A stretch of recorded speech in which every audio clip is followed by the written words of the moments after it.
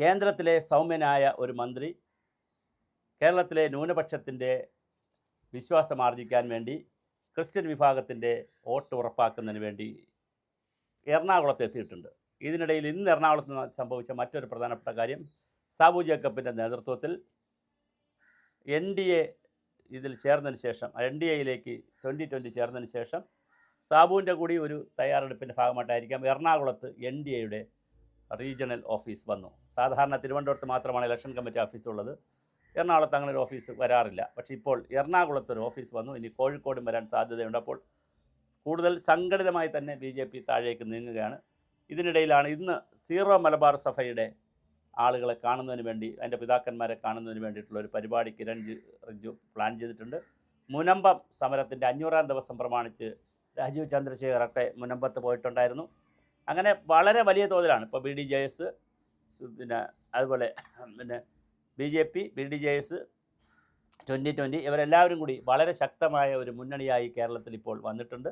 എന്തായാലും മധ്യ കേരളത്തിൽ, പ്രത്യേകിച്ച് എറണാകുളം, തൃശ്ശൂർ, കോട്ടയം, പത്തനംതിട്ട ഈ ഭാഗങ്ങളെല്ലാം വരുന്ന ഇടുക്കി, 4-5 ജില്ലകളിൽ ക്രിസ്ത്യൻ മെജോറിറ്റി വലിയ ഒരു സംഖ്യയുണ്ട്. അതിൽ സീറോ മലബാർ സഭയൊക്കെ വളരെ വലിയ ഒരു നമ്പറുള്ള സമുദായമാണ്, മതമാണ്. അപ്പോൾ അവരെ കൈകാര്യം ചെയ്യും, മീൻസ് അവരിൽ നിന്നുള്ള സ്നേഹവായ്പ വാങ്ങാനും വോട്ട് പരമാവധി ഉറപ്പിക്കുന്നതിന് വേണ്ടിയിട്ടുള്ള ശ്രമങ്ങൾ കിരൺ റിജ്ജു അവിടെ നടത്തുകയാണ്. എന്താണ് സംഭവിക്കുക നമുക്കറിയില്ല. എന്തായാലും മുസ്ലിങ്ങളുടെ ഭാഗത്തോട് ഇത്തരത്തിലൊരു സമീപനമില്ല. അവരുമായിട്ട് ചർച്ചയും മറ്റു കാര്യങ്ങളൊന്നുമില്ല. പക്ഷേ ക്രിസ്ത്യൻകളെ പിന്തുടർന്നുകൊണ്ട് തന്നെ, അത് ഛത്തീസ്ഗഡിലെ കന്യാസ്ത്രീ വിഷയമായാലും ഇപ്പോൾ ഈ വിഷയമായാലും ഏത് വിഷയമായാലും വളരെ ഗൗരവതരമായ രീതിയിലാണ് സർക്കാർ, പിന്നെ നമ്മുടെ BJP സർക്കാർ ഇതിനെ കാണുന്നത്.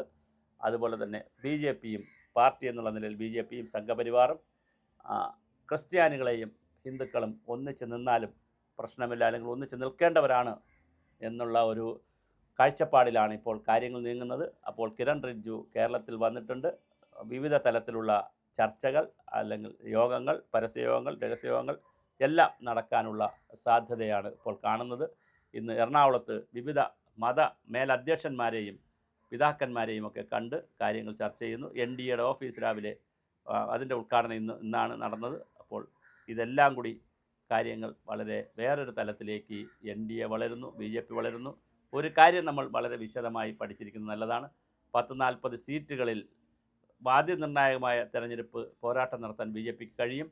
ബാക്കി സീറ്റുകളിൽ ആര് ജയിക്കണം, ആര് തോൽക്കണമെന്ന് പറയുന്നിടത്ത് കൃത്യമായി BJP ഉണ്ടാകും എന്നുള്ളതാണ് ഈ തിരഞ്ഞെടുപ്പിൻ്റെ ഏറ്റവും വലിയ ബാക്കിപത്രം.